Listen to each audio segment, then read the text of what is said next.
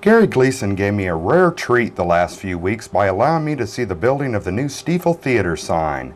I had an opportunity to speak with Mr. Gleason about the Stiefel sign and the old Fox signs. What we did is we took 3 different pictures of different angles of the original sign, and with that we could go down. We took a measurement off of a window to get the scale, and then that's how we came up with the length, height, thickness, and so forth of the original signs.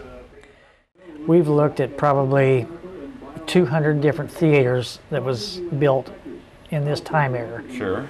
And we've looked at Las Vegas signs that was built in this era, and that's how we came up with colors, came up with designs and the way the lights were flashing, and came up with the letter styles by the different letter styles that the painters used at that time. In the 30s they used mostly black, white, red, yellow, and blue. That was their major colors, and that's about the only thing that they used.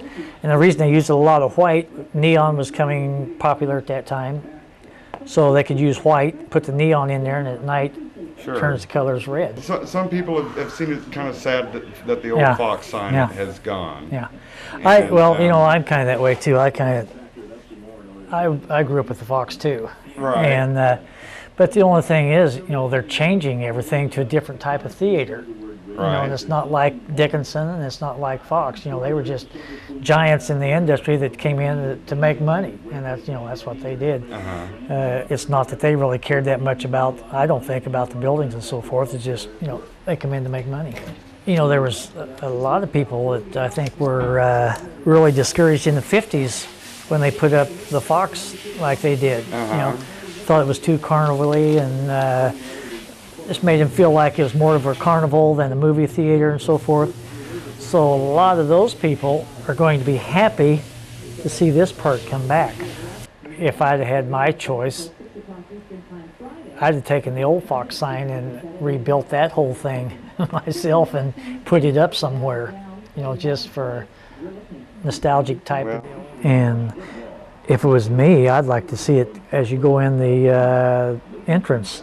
See it back there on the end wall, you know, standing all the way up and down. And, glowing. Yeah. So you can see it like from the street. Yeah. To make the new sign, workers use a huge computer-controlled router to cut out the letters. Strips of metal are then wrapped around each letter to make a light box. Each of these letter boxes is then painted white and attached to the front of the sign.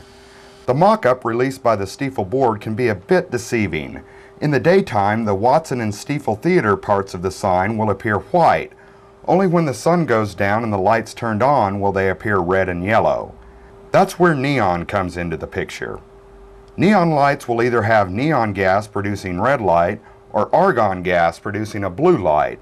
Depending on the coating in the glass tubes, you can get every color in the rainbow. Gleason's daughter showed me how she creates the neon lettering.